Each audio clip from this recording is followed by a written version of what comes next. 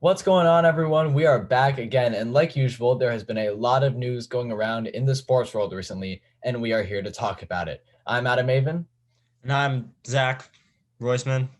and this Avin. episode 18 of Make Your Point starts right now.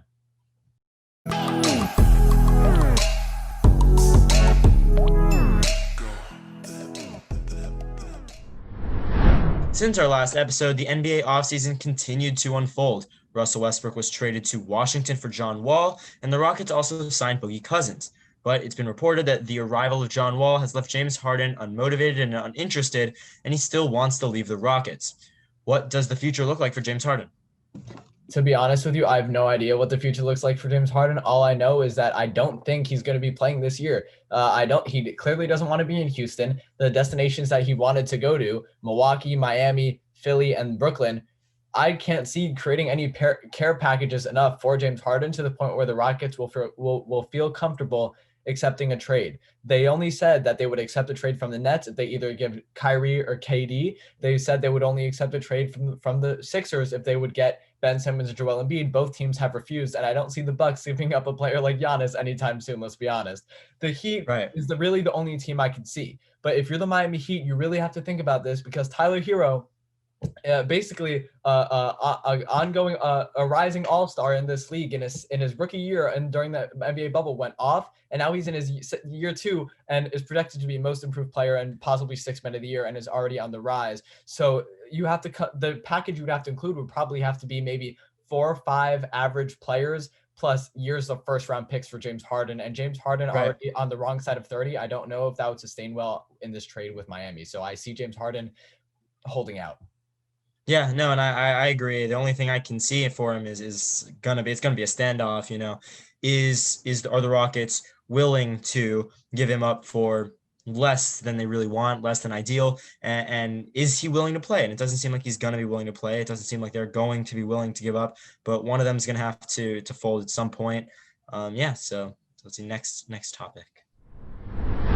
Carson Wentz was benched 2 weeks ago in the middle of the Packers game for Jalen Hurts, who again replaced Wentz and beat the Saints in his first career start. So now that Hurts has shown what he can do, should the Eagles think about trading Wentz? I mean, think about it, sure, but definitely no solid action yet, not for a while. I mean, Jalen Hurts has one career start. We have no idea if he's going to be reliable. And how do we know that we're just not going to, have another Wentz situation that he lasts 2 years and then he ends up not being that great? And that was just a random number I threw out there. But, I don't think that he is. I mean, I think it's ridiculous to even suggest that he's proven himself. It's 1.5 games he's played. It's ridiculous to think already for the Eagles to trade Carson Wentz, not until Jalen Hurts has proven himself a viable quarterback consistently. Because right now Wentz is great as a backup, at least in my opinion, and obviously he's getting paid a little bit more than a backup would. So the only scenario I see is that Jalen Hurts continues to perform well for at least the rest of this season, hopefully next season as well, and then they can think about trading Carson Wentz for potentially something good. Yeah, I mean, here's the deal. Jalen Hurts, in his first career win and start, has shown that he can do something, and he's the quarterback that we saw last year in college. And Wentz clearly isn't the guy for this Philadelphia Eagles team. But I think the sad part is that Doug Peterson still can't face the facts that he is not the right man for the starting job. The Eagles gave him a 4-year, $109 million extension, which clearly is not up to Carson Wentz's standards, at least not the current Carson Wentz's standards. Maybe 2017 Carson Wentz, the MVP candidate before he got injured. But Carson Wentz is talented. He has not showed it recently. He's clearly struggling with some self-confidence issues. So right now, he should be the backup in Philadelphia. Should they trade him? Yes, they should. Can they trade him? No, because they gave him a $100 million extension, and no team will want to take on that cap or make him the starting quarterback until he proves himself. And right now, I think 100%. Jalen Hurts. Who would want to take that on? Someone who's getting paid like a starter when he doesn't play like a starter. Maybe the Patriots as a backup to Cam Newton, so they don't have to start. No, but why would you want to pay that? I'm saying, why would you want to pay someone the money for a starter if they're not worthy of being a starter? Last week, ESPN came out with their annual top 100 NBA player rankings. Here were the original rankings: LeBron, Anthony Davis, Giannis, Luka Doncic, Kawhi Leonard, Kevin Durant, Dame Lillard, Steph Curry, James Harden, and name, Jokic, I can't say his name, whatever. Since we don't fully agree with the list, here are our top 10 best NBA players. So for my list, I kind of did factor in how valuable they were as well and how they're playing and how a little bit of personal bias. But number 10, I have James Harden. Number 9, Jimmy Butler, who is not in the top 10, but I think should be, obviously. Kevin Durant at 8, Steph Curry at 7, Kawhi Leonard at 6, Damian Lillard at 5, Anthony Davis at 4, Luka Doncic at 3, Giannis Antetokounmpo at 2, and LeBron James at number 1. And that's based off of both their performance this past season and how well I think they're going to do this season and how much they're going to mean to their team. Which is why that's why AD is dropped a little bit for me, and not much, but just because I do think that he's not as valuable as some of these other players, considering that the Lakers have LeBron. I don't know if that makes sense to anyone else. It makes sense to me. And that's why I have Jimmy Butler in the top 10. He may not be as talented or as playing as well as some of the other players here, but the way that he has contributed to the Miami Heat team, I think that he deserves to be on the list. And the way I think he's going to contribute again this season, I think that puts him as a top 10 player in the NBA. And I think it puts him above a lot of other players as well. All right, here's my top 10 NBA player list. Number 10, give it to me, Bam Adebayo. Why? Because Bam has been an all-star in his third season. He played unbelievable in the playoffs for the Miami Heat, and I'm super proud of him, and I can't wait to see his production this season. Number 9, Damian Lillard. Damian Lillard is doing something this past season, and now that we haven't really seen NBA players do besides Steph. But Dame has shown that he is a true all-NBA player in this league, and I'm excited to see what he does with CJ by his side this season. Number 8, give it to me, James Harden. Why? Because although he might not play this season and we don't know his future right now, James Harden is an elite basketball player. He might be one of the best scorers and shot creators of all time, and that's why he's number 8, and you can't disclude him out of your top 10.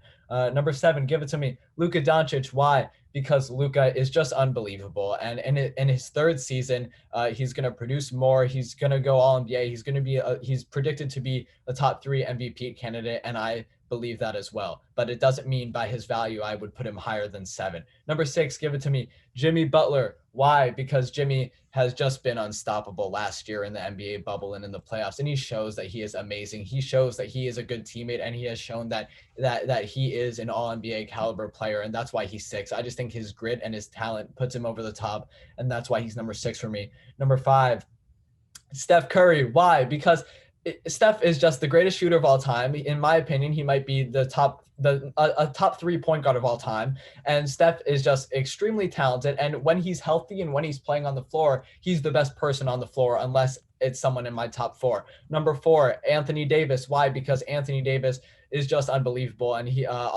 being next to LeBron, it showed his true talent. He didn't have to carry all by himself, and he had the ability to play make and shot create and get in the post and play extremely well defense, and should have won the Defensive Player of the Year, in my opinion. And Anthony Davis, that's why he's number 4. Number 3, Kawhi Leonard. Why? Because Kawhi Leonard last year, I said he was number 2 because my number 2 player was out for the whole season. But Kawhi Leonard is obviously a top 3 player in the league. I was debating between him and Anthony Davis for 3 and 4, but ultimately Kawhi is just an animal. That's why they call him Terminator. He's literally a robot. He shows no emotion on the floor or off the floor. He's just a guy that loves the game of basketball and wants to play his heart out, and he's unbelievable. Number 2, I already mentioned it. He was out the whole year last season, and now he's teaming up with Kyrie Irving in Brooklyn. Kevin Durant, it's stupid to think that he's anywhere behind LeBron or lower than number 2 when he's healthy. Kevin Durant is clearly the second best player in the world. He has been since he came into the league, right under LeBron James.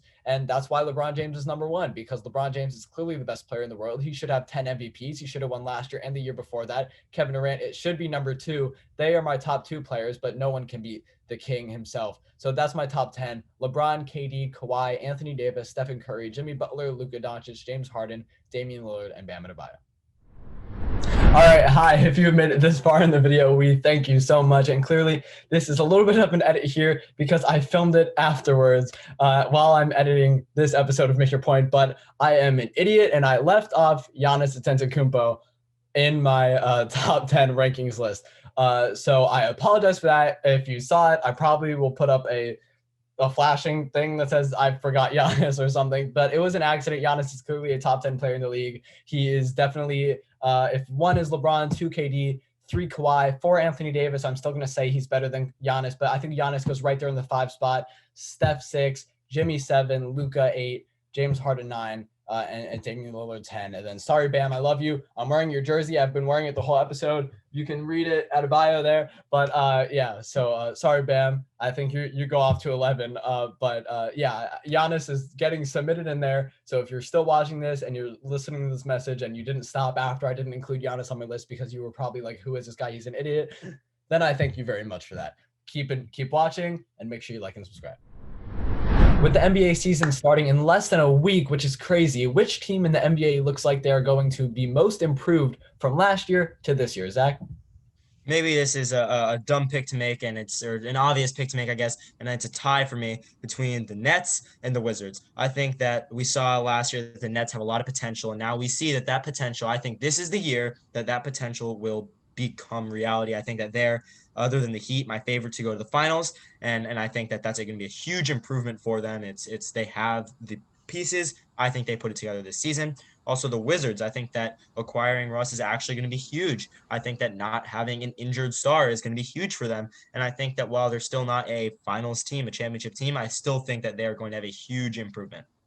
I have the Nets was a great one, and the Wizards I can definitely see, but I have a few that I'm going to throw out there. Number one, it might seem crazy, but the Los Angeles Lakers, their team has clearly improved, yeah. And we mentioned this on the last episode as well. We did. The offseason additions that they got this year within less than a week. They've already been playing on the floor together, and now their team is really coming together, and I think they're going to do better than they were last year, and there's no doubt in my mind they're going to the finals unless somehow the Clippers stop them in the way.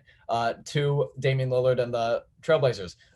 He's in my top 10. He's in your top 10. He's in ESPN's top 10. He's a great player. I think with a few additions they made this offseason with players like Robert Covington and Melo looking like he's in shape, and, Brady Melo's back. He's ready to ball. I think the Blazers are actually going to be pretty good, and they're going to be in the playoffs this year. Number 3, I'm going to say the Houston Rockets. And the reason I'm going to say that is because they don't have all that egotistical James Harden weight on their shoulders right now. He doesn't want to be there. They're going to play basketball, and John Wall and Boogie Cousins have a good enough connection to where they can be an 8 seed, to where they can be in playoff contention. They're not going to be a 3 to 5 seed like James Harden and Russell Westbrook or Chris Paul would have liked them to be in the past.